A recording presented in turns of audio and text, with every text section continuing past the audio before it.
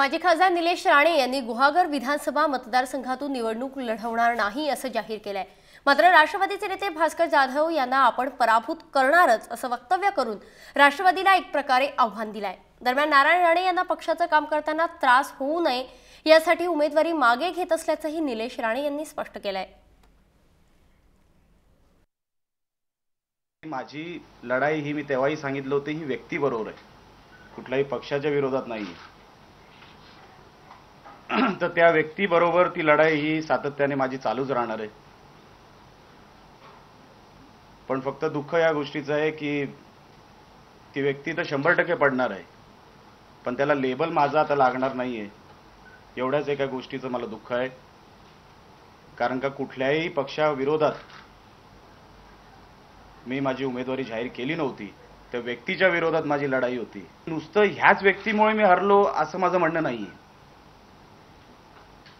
पण माझ्या कुठल्याही कार्यक्रमामध्ये, लोकसभेमध्ये माझी जे काही तयारी होती किंवा जे काही कार्यक्रम झाले, पवार साहेबांपासून अजितदादा पवारांपासून सगळे नेते त्यांचे राष्ट्रवादीचे येऊन गेले। आणि माझं असं निवडणूक हरल्यानंतर जो काय अभ्यास आम्ही केला की हे आणि त्यांची जी माणसं जी बोलत होती, त्यांचे जे समर्थक होते किंवा त्यांची जी व्यक्ती होती, ते उघडपणे सांगतायत की आम्ही विरोधात काम केलं। आता मी त्या आतल्या गाडीचं राजकारण करू शकत नाही, पण मी उघड सांगितलं की मी उघड आघाडी नाही तर अपक्ष म्हणून लढणार आहे। ते व्यक्तीच्या विरोधात 100% माझी लढाई चालू राहील।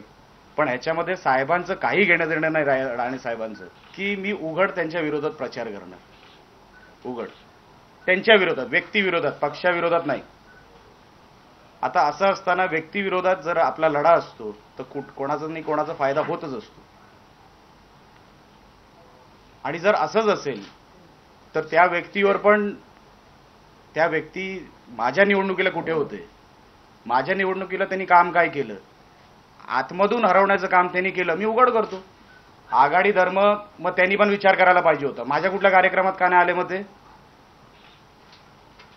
माझ्या लोकसभेच्या निवडणुकीच्या वेळेस कुठे होते ते, मग त्यांनी आघाडीचा विचार करायला पाहिजे होता, नुसतं आम्ही कशाला करू।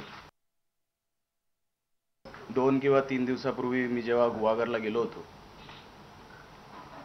गुहागरला एक पत्रकार परिषद घेतली होती आणि त्या पत्रकार परिषदेमध्ये मी गुहागर मतदारसंघातून अपक्ष लढवणार असं तिकडे जाहीर केलं होतं। काही गोष्टीचं स्पष्टीकरण करू इच्छितो की मी कधीही काँग्रेसकडे ती सीट मागितली नव्हती आणि मी असंही बोललो होतो की माझ्या अनेक तिकडे सहकाऱ्यांना इच्छा असेल जर आघाडी झाली नाही तर त्यांनी काँग्रेसनी त्यांच्याबद्दल अगोदर विचार करावा, कारण का अनेक वर्षापासून त्यांची तिकडे पक्षाच्या लेवलवर असणारी धडपड ही मी बघत आहे। म्हणून मला त्यांच्या कुठल्याही भविष्यामध्ये हस्तक्षेप करायचा नव्हता आणि म्हणून अपक्ष उभं राहण्याचा मी जे जाहीर केलं होतं, कारण का काही पेपरांमध्ये किंवा कुठेतरी आलं होतं की मी काँग्रेसकडे ती सीट मागितली, तर मुळीच नाही, तर मी अपक्ष उभं राहण्यासाठीच ती सीट म्हणजे जाहीर केली होती। ती जाहीर केल्यानंतर जेव्हा मला वाटलं होतं की मी साहेबांना समजू शकीन, पण मी राणे साहेबांना समजू शकलो नाही आणि म्हणून माझी अपक्ष उभं राहणार होतो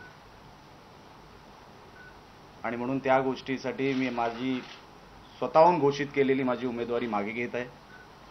पण हे जरी असलं आणि राणे साहेबांच्या इच्छेसमोर गुडघे टेकणं ह्याच्यात कसलाही कमीपणा नाही, कारण का माझ्यामुळे त्यांना कुठलाही त्रास होता कामा नये। पक्षाने त्यांच्यावर एक फार मोठी जबाबदारी टाकलेली आहे आणि म्हणून माझ्यामुळे कुठे त्यांना त्रास होऊ नये आणि मी फक्त आणि फक्त त्यांच्यामुळेच ही स्वतःहून घोषित केलेली उमेदवारी मागे घेत आहे। दुसरं त्याला काही कारण नाही, पक्षाचा कुठलाही दबाव नाही किंवा काही नाही। मी मागच्या पत्रकार परिषदेमध्ये पण हेच सांगितलं होतं, एकटा भास्कर हे सगळं करू शकतो अशातला मानणाऱ्यामधला मी नाही। कोणतरी एक व्यक्ती आहे, त्याच्यात पवार कुटुंब कोण नाही, पण त्यांच्या खालचा कोणतरी. भास्कर एक फक्त पिल्लू आहे, त्याचा मालक कोणतरी वेगळा आहे, ज्याच्या सांगण्यावरून हे सगळं करतोय. आणि त्यांच्याच सांगण्यावरून होतं. आज संशय आहे, आज संशयाला फक्त हात पाय आहेत. उद्या जेव्हा संशयाला अंग येईल तेव्हा तुमच्या समोर जी ती व्यक्ती आहे ती मी उघड करीन.